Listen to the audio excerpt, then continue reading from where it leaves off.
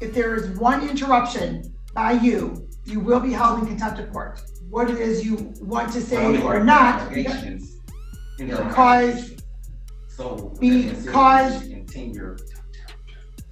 you're interrupting me. Okay, now I'm holding you in contempt. I've given you one chance right now. The court is going to indicate. This male Karen walked straight into a legal buzzsaw, thinking he could outtalk a judge with that classic sovereign citizen nonsense. From the jump, he treats the courtroom like a debate club, interrupting left and right, insisting he doesn't recognize the court's authority. Big mistake. The judge gives him every chance to behave, but he keeps pushing and boom, contempt charges hit hard. We're not talking a slap on the wrist either. He gets way more jail time than you'd expect just for being mouthy. It's a brutal reminder. Court isn't the place for theatrics. The judge wasn't playing games, and honestly, who can blame her? But what do you think?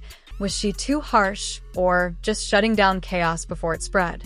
Drop your thoughts below, and let's break it all down. State of Michigan versus Shadid Howard Randolph 23302. And appearance for the people, please. Good morning, Your Honor. Please, people be 214. Thank you. And Mr. Howard Randolph, your name, please. Shadid Howard Randolph. Okay, so before we go any further, I'm going to make this statement. I'm going to indicate the last time you were here in court, sir, which was April 20th, there was significant disruption to the court record.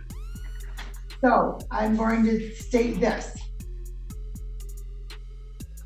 If there is one interruption by you with anybody that's talking on the record, whether it be the prosecutor, your attorney, any witness testimony, or the court, you will be held in contempt of court. I just want to make sure you understand that. Do you understand that? Can you repeat it again? Did I do something wrong, you said? You said I did something wrong? What I indicated is the last time you were here in court on April 20th, there was a lot of interruptions. Not a disastrous record. Stop. We had a disastrous record. So what I'm indicating, so I can make sure that we have a clear record and that I am maintaining order in the courtroom, that there will not be any interruptions by you, whether when the prosecutor is talking, your attorney is talking, any other witness, or myself.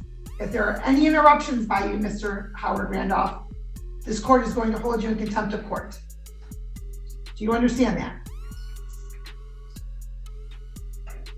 Yes. And Your Honor, my client understands that I will be speaking for him today, pretty much for the majority of this, for this proceeding. So I don't believe that's going to be an issue. But thank you, and we're well noticed that everyone has to wait their turn to speak. Thank you for the notification. No. You cannot. You just were told no interruptions. Just stand there quietly. I will do all the talking. Just interrupted me, and that's something you said you weren't going to do. I'll do it. We're ready to proceed, Your Honor. Okay, Ms. Ozera, would you like to address the court? If you can step forward, please. Yes, Your Honor, I am representing Ms. Duff in the custody matter, and with regard to Mr. Howard Randolph potentially being in custody, that was something that we did inform the judge of yesterday, and he said that he would accommodate as necessary if that is the case.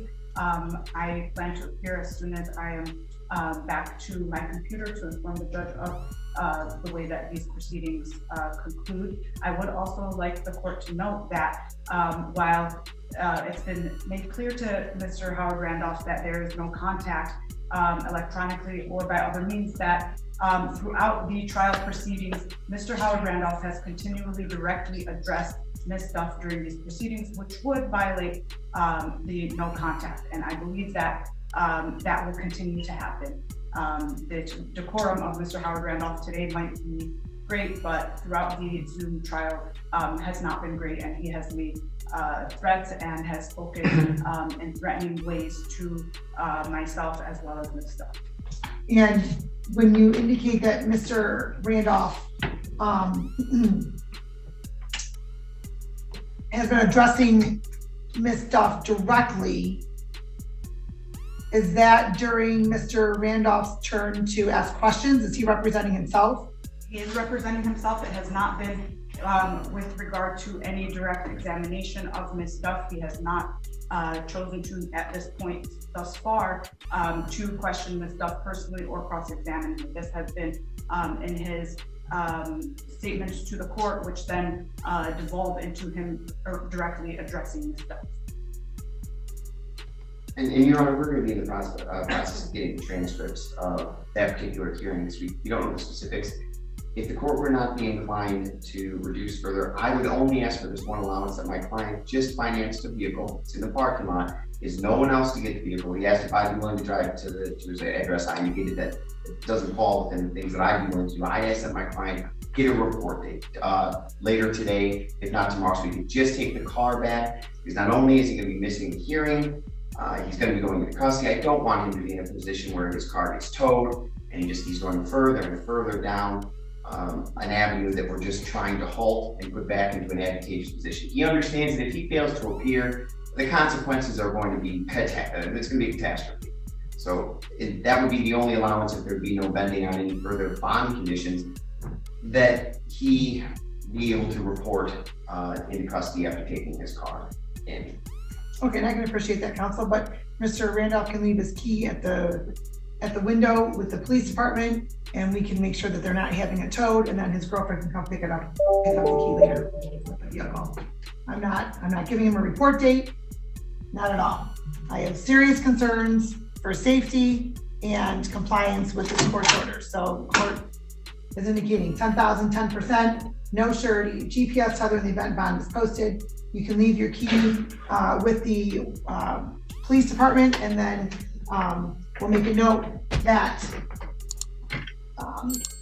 with what your vehicle is, so that it's not towed and that somebody can pick it up within the next 24 hours or so. Not say something for the courts. And this right here is where the meltdown begins.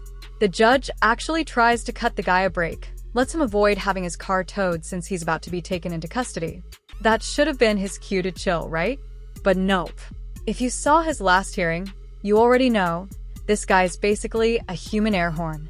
Loud, entitled, and allergic to silence. He hasn't even opened his mouth yet, and you can already feel the tension building like we're about to hit courtroom chaos level 10.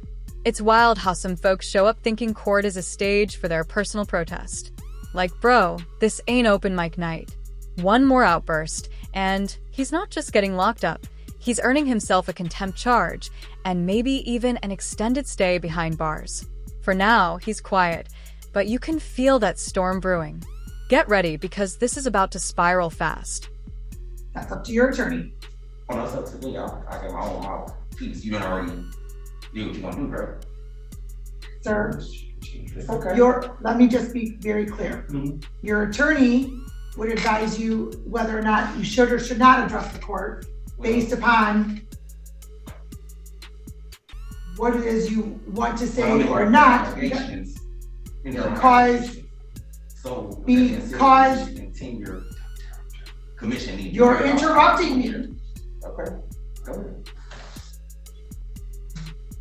because something you say could be used against you. Mm-hmm. So that is why I indicated if your attorney Mm-hmm. suggests that you I'm speak. saying nothing wrong. I'm just saying the Michigan Tenure Commission needs to hear about this. Okay, All right? now I'm holding you in contempt. I've already indicated that you are not to interrupt this court, yet you have continued to do so. I've given you one It's gonna be chance. my call. I've given you one chance right now. The court is going to indicate pursuant to MCL 600.1701 that you are engaging in disorderly, contemptuous, insolent behavior during the immediate view of this court and in the court's presence, directly intending to interrupt its proceedings and impair the respect due to its authority. Further, that under MCL 600.1701B, that this court finds you are in contempt during any breach of the peace, noise, or disturbance directly intending to interrupt this court's proceedings. The court will also indicate that this has occurred in the presence of the court. Therefore, the court may punish you summarily by fine or imprisonment or both. Stop interrupting, sir. Therefore, the court's going to indicate 15 days jail for contempt.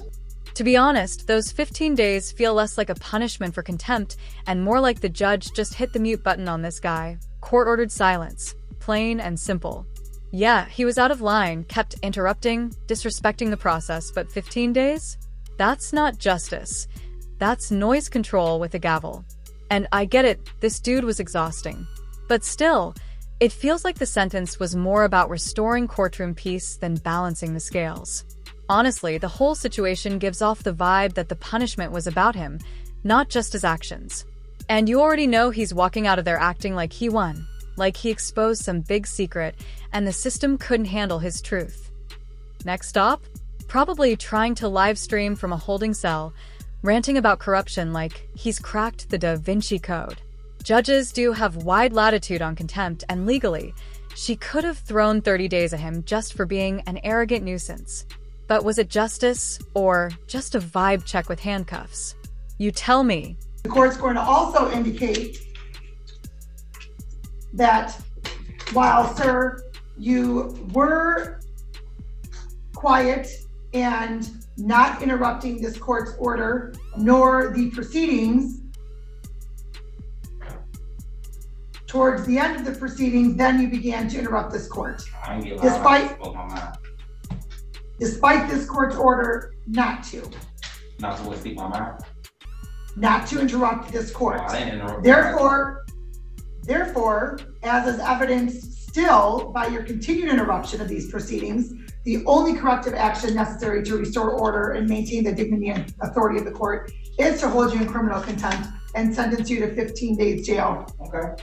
But hey, you filed a false police report. You let it get in your courtroom. So did the prosecutor and the team. Sir. We'll hear about it, and it's already. You got a grievance on you already right Sir, now. And you may file anything that you June the choose. 1st. Hey, listen. You this may domestic violence. Stop interrupting. You're gonna Stop get sued. interrupting. I guarantee that. Okay, well, at least you're helping the court make a record for yourself, for the court as well, as to why this court found you in criminal contempt.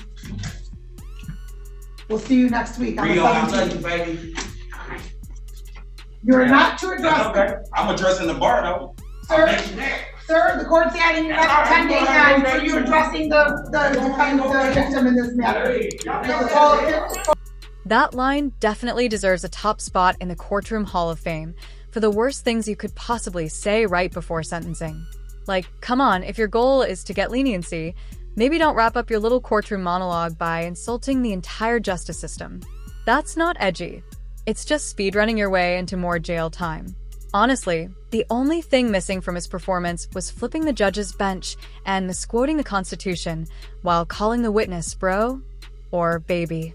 That last part? Not even bold, just flat out weird. And look, 25 days might sound heavy for what looked like a meltdown, but at the same time, the judge clearly wasn't in the mood to play games. They had time, patience, and probably a fresh cup of coffee because they handed down that sentence like it was a routine checkout. Personally, I think it was a little harsh, but also kinda earned. Anyway, I want to hear what you guys think. Was it fair or just extra? Drop your thoughts in the comments, and if you liked this breakdown, be sure to like, share, and subscribe. Thanks for watching, and take care.